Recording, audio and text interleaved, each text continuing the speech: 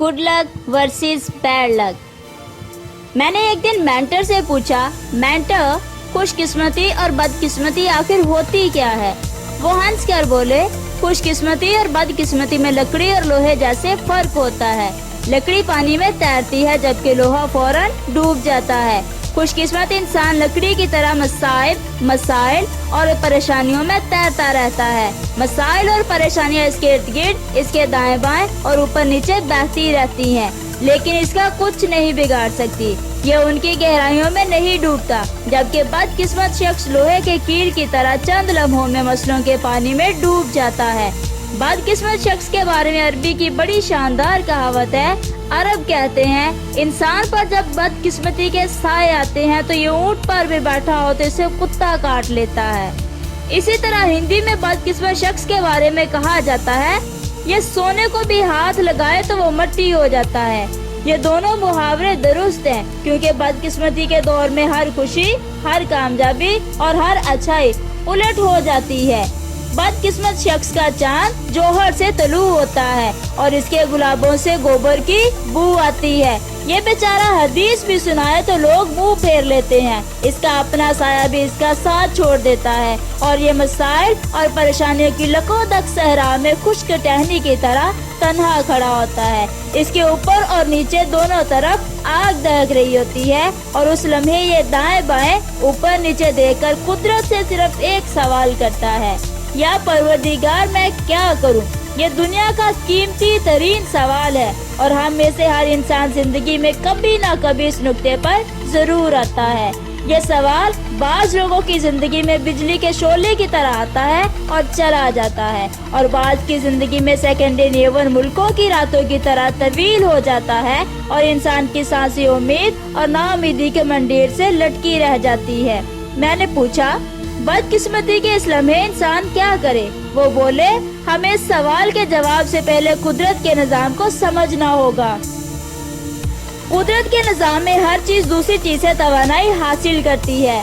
जानदारों के जिंदा रहने के लिए ऑक्सीजन और पानी जरूरी होता है। पानी और ऑक्सीजन के लिए सूरज की रोशनी जरूरी है। सूरज की रोशनी पैदा करने के लिए जलने वाली गैसें चाहिए और गैसों की पैदाइश के लिए किसी अनदेखी कहकशां की कीमियाई रिएक्शन जरूरी होते हैं। इसी तरह पौधों को जानवर खाते हैं, जानवरों को इंसान खाता है, इंसान का जस्दे खाकी कीड़े मकोड़े खाते हैं और कीड़े मकोड़ों की बाकियात पौधे चट कर जाते हैं। गर्ज कायनात की तमाम इकाइयां एक दूसरे की मोहताज है। हमारा मुकद्दर भी किसी न किसी दूसरे शख्स से जुड़ा होता है। हमारी खुशकिस्मती और बदकिस्मती दोनों दूसरे लोगों से वाबस्ता होती है। चनाचे इंसान जब भी बदकिस्मती के गर्दाब में फंसे, उसे चाहिए कि ये किसी दूसरे खुशकिस्मत शख्स का सहारा ले ले, बिल्कुल लोहे के कील की तरह जो डूबने से बचने के लिए लकड़ी के तख्ते में पेवस्त हो जाती है। बदकिस्मत इंसान कील की तरह लकड़ी के तख्ते का हिस्सा बनकर मसाइल के समंदर में तैर सकता है। हम सबको बदकिस्मती के दौर में 3 हकीकतें जहन में रखनी चाहिए। पहली, दुनिया में कोई चीज, कोई सूरत हाल और कोई हालत मुस्तकिल नहीं होती। दुनिया की हर चीज में तब्दीली आती है। रात ख्वाह कितनी ही लंबी और दिन ख्वाह कितने चमकदार क्यों ना हो, ये दोनों बिला आखिर खत्म हो जाते हैं। और बदबू ख्वाह कितनी ही नाकाबिले बर्दाश्त क्यों ना हो, ये हवा में तहलील हो जाती है। खुशकिस्मती की तरह बदकिस्मती भी आर्जी होती है और बिला आखिर खत्म हो जाती है। लेकिन सवाल ये है कि इसका दौरानिया कितना हो सकता है। हिंदी नजूमे के मुताबिक बदकिस्मती का दौरानिया अमूमन 2.5 साल से 7.5 तक होता है और बदकिस्मती के 90% केसों में 7.5 साल बाद सूरत हाल तब्दील हो जाती है। जबकि यूरोपियन रेन इंसान की जिंदगी को 28 माह 28 वर्षों के 3 अदवार में तकसीम करते हैं। उनके मुताबिक अगर अल्लाह ताला चाहे तो दुनिया के हर इंसान की जिंदगी में 28 साल के बाद नुमाया तब्दीली आ जाती है। ये तब्दीली बाज़ औक़ात अगली नस्ल में जा ज़ाहिर होती है। हम अक्सर देखते हैं एक नस्ल कसम परसी की जिंदगी गुजारती है और अगली नस्ल की शुरुआत ही खुशहाली और कामयाबी से होती है। अगली नस्ल इसे अपनी कामयाबी समझती है, जबकि ये हकीकत में पिछली नस्ल की बदकिस्मती का रिवॉर्ड होता है। चनाचे इंसान को चाहिए ये इस आर्जी बदकिस्मती को आर्जी ही समझे।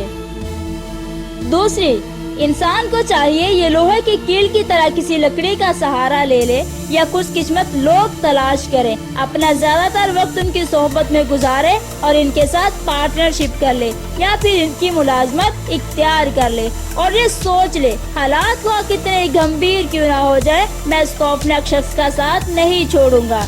یہ شخص کو مجھے روز دھکے دے کر نکال دے لیکن میں اگلے دن دوبارہ اس کے پاس پہنچ جاؤں گا۔ یہ ٹیکنیک مشکل ہے کیونکہ بدقسمتی کے دور میں انسان کی تذلیل معمول ہوتی ہے، لیکن انسان اگر صبر کر لے اور اس سلوک کو چند برسوں کے لیے اپنا لے تو اس کی زندگی میں سکون کے لمحے آ سکتے ہیں۔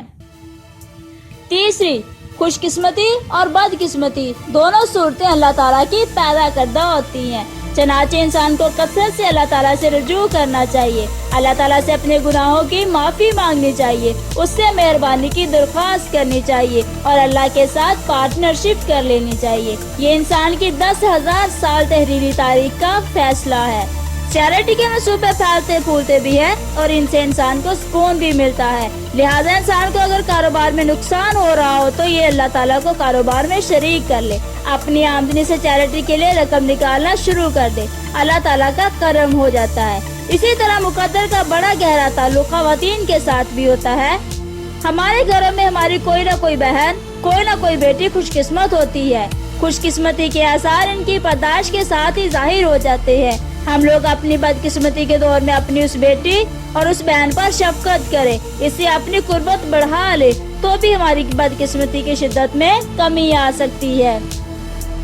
میں نے زندگی میں بے شمار لوگوں کو خوش قسمت لوگوں کی پارٹنرشپ، چیریٹی کے کاموں میں حصہ لینے، اللہ تعالیٰ سے توبہ کرنے، اپنے گھر کی خواتین سے شفقت برتنے اور صبر و شکر کو اپنی زندگی کا حصہ بنا کر بدقسمتی کے دور سے نکلتے دیکھا ہے۔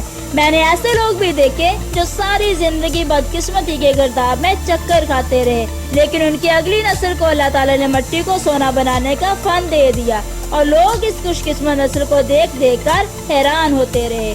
اور میں نے ایسے لوگ بھی دیکھے ہیں جو پوری زندگی سونے کے چمچ سے کھاتے رہے، لیکن ان کی اگلی نسل کو مٹی کا پیالہ بھی نصیب نہیں ہوا۔ یہ کیا ہے؟ یہ سب مقدر کا ہیر پھیر ہے۔ دنیا میں بنیادی طور پر ایک انسان کی بدقسمتی دوسرے انسان کی خوش بختی سے ہوتی ہے۔